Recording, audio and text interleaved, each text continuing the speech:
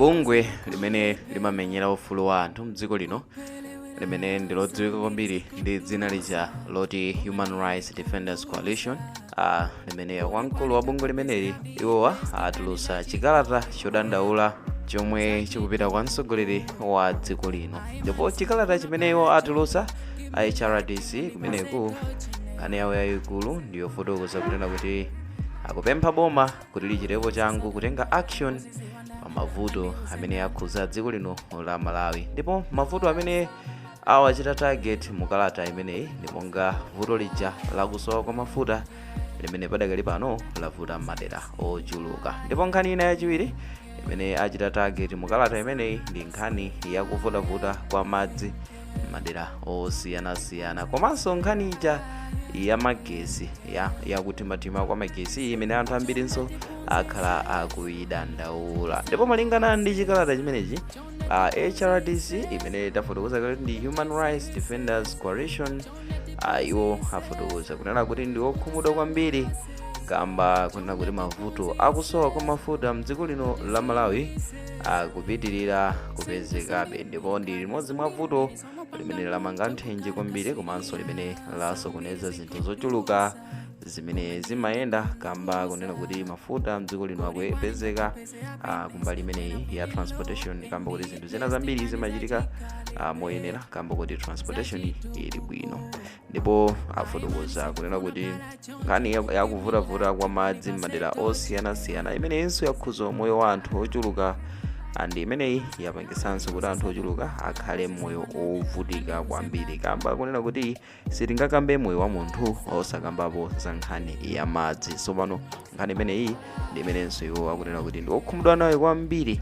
Komanso nkhani ina imene tayifotokoza yakutimatima kwa magesi kumene padakali pano kukupitirira kuchitika tsiku ndi tsiku, kumenenso kwakhuza mamiliyons a mzika za dziko lino la Malawi. Ndipo iwo afotokoza kunena kuti padutsa mwezi umodzi tsopano pamene Profesa Arthur Peter Mutharika administration yawo idalowano mboma. Tsopano iwo afotokoza kunena kuti izi zimene zikuchitika sikulephera kokha kwa administration, komanso ndi nkhani ina imene ikuonetsa kuti ufulu wa anthu ukuphwanyidwa kamba kunena kuti anthu ali ndi ufulu onena kuti zinthu zimene tazifotokozazi azipeze mosavuta, komano izi zimatheka ngati usogolerinso uli bwino. So iwo akufotokoza kunena kuti kusowa kwa zinthu zimenezi kukuthandizira kuti ufulu wa anthu uziphwanyidwa kamba kuti anthu akulephera kupeza zinthuzi mophweka kamba kunena kuti usogoleri ukulephera. So iwo afotokoza kunena kuti zimenezi sizikutanthauza kulephera kwa usogoleri kokha,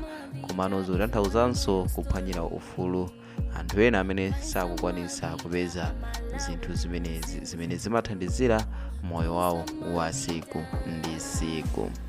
Ndipo iwo pa nkhani imeneyi afotokoza kunena kuti padakali pano kwadutsa masiku mwina pafupifupi 40 chilumbiritsidweni amene wa President Professor Arthur Peter Mutharika ndi kuti ofesi yawo iyambe kugwira ntchito.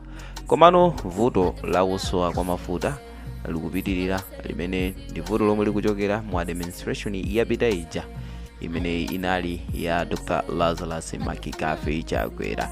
Andiwo afotokoza kunena kuti izi zikuchitika kamba kunena kuti kumeneku kulibeko transparency komanso kulibe kulumikizana kwabwino kwa anthu akuluakulu amboma amene akuyendesa zimenezi. Ndipo iwo adawonjezera kunena kuti anthu amene amagwiritsa ntchito njinga za moto, magalimoto ndi zinthu zina zochuluka zimene zimagwiritsa ntchito mafuta akupitirira kuspenda ma nights kapena kunena kuti akupitirira kukhala queues anthu odikirira mafuta ma filling station pafupifupi tsiku lonse la tunthu, ena ambirinso nkumagona malo ngati amenewa.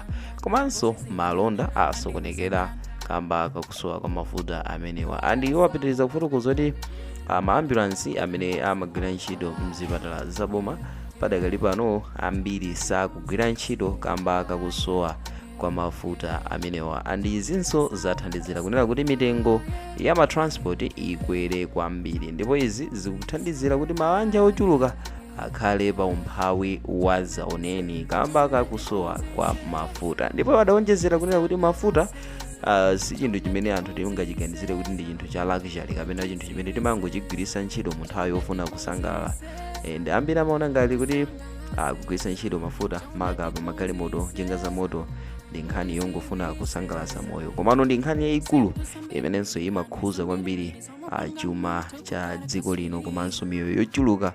Zinthu zambiri zimayenda ngati mafuta akupezeka kamba kuti transport amapwekesa zinthu, ndipo zinthu zambiri zimapezeka ndipo zimakhala zofikirika. So kusowa kwa mafuta kumene kukapangisa kunena kuti anthu ambiri alephere kupeza zinthu zimene amayenera kuti azifikire. So iwo afotokoza zimenezi kunena kuti zizupitiriza kukhuza chuma cha dziko lino la Malawi, chimene mbali yayikulu imayendanso kwambiri nkhani iyi kuzera ku nkhani za malonda zimene ndizopasirana nkhani izi, chifukwa ndi malonda amachita bwino ngati matransport pansewunso ali othekera kuti aliyense akakwanise kuchita transport katundu osiyanasiyana ndi kuti maderanso akakhale ndi mitengo yofikirika. Koma chifukwa cha vuto ili zochitisa katundu ochuluka akwere mitengo. Ndipo HRDC anapitiriza kunena kuti boma likupitirira kuchita blame nkhani ya ziwawa zimene zinachitika mdziko licha la Tanzania. Iwo afotokoza kunena kuti mafuta awa akusowa kamba ka nkhani ya ziwawa zimenezi. Komano yowa amene wa HRDC afotokoza kuti nkhani izizi sizikukhuzana kamba kunena kuti crisis ya mafuta idayamba ngakhale ziwawazi zisadachitike. Komanso padakali pano zimveka kuti ziwawa zimenezi zikupitano kumapeto, koma padakali panobe boma likupitiriza kunena kuti mafuta akukanika kufika mdziko lino kamba ka nkhani ya ziwawa zimene zidachitika mmene mu mdziko la Tanzania kusatira ku masankho amene adachitika kumeneko, pamene ena ambiri samagwirizana ndi mtsogoleri yemwe akupitirizabe kulamulira.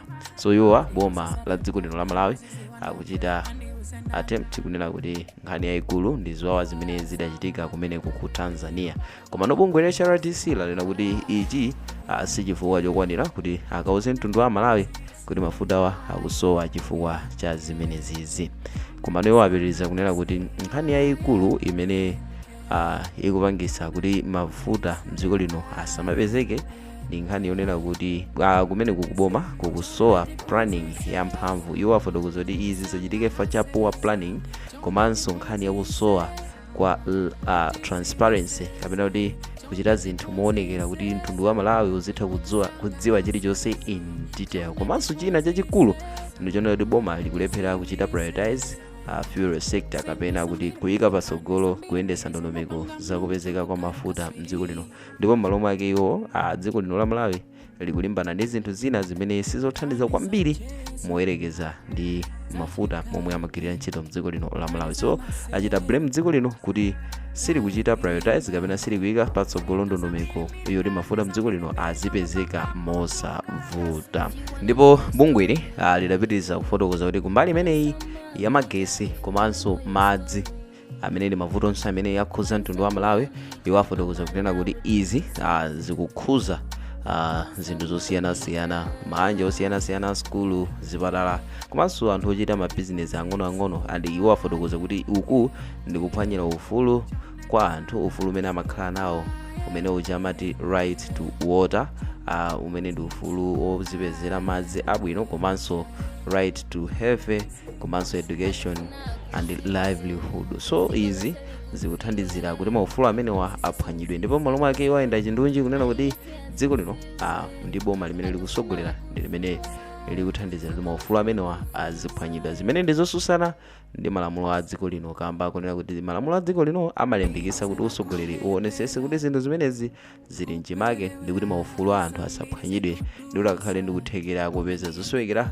pamoyo wawo wa siku ndi siku. So malingana ndi kulankhula kwa amene wa HRDC zikuonesa kuti liboma ndi limene likuthandizira kuti maufulu a anthu aziphwanyidwa malingana ndi kulephera kwawo kuchita prioritize zinthu zofunikira zimene zimakhala zothandizira moyo wa munthu pamoyo wake wa siku ndi siku. Takamba nkhani ya madzi, nkhani ya magetsi komanso nkhani ya mafuta amene kufikira mtsiku lero akupitirirabe kusowa ndi madera osiyanasiyana, maqueues ndi ambirimbiri kumene anthu akudikirira mafuta ndi mafuta ambiri akafika ma filling station si pakumatenga tsiku asanathe. Komanso malingana ndi report limene atulutsa dzulo kumene ku office ya president imene afotokoza kuti atatha kuyendera minister nduna yoona za mphamvu iwo afotokoza kunena kuti ku bungwe lija la NOCMA adapitako anakapeza kunena kuti kuli mathanki a empty amene akhala empty kuchokera mchaka cha 2023.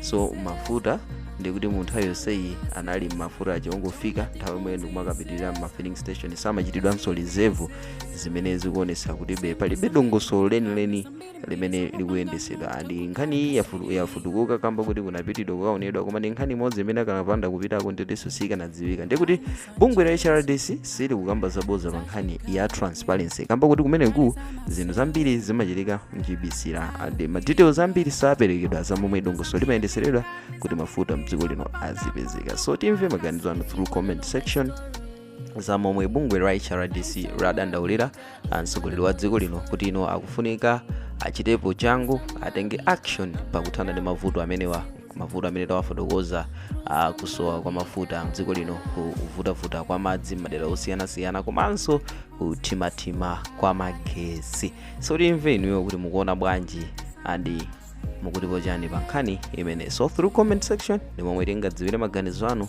za momwe mwayiwonera video. And mu video ya mutsiku lero munali ndine Mike Thompson. Ndipo ngati mwayikonda muchite like komanso subscribe kuti tithenso kupatsirani ena ma videos amene tikukonzerani pano pa Samavita YouTube channel. Bye.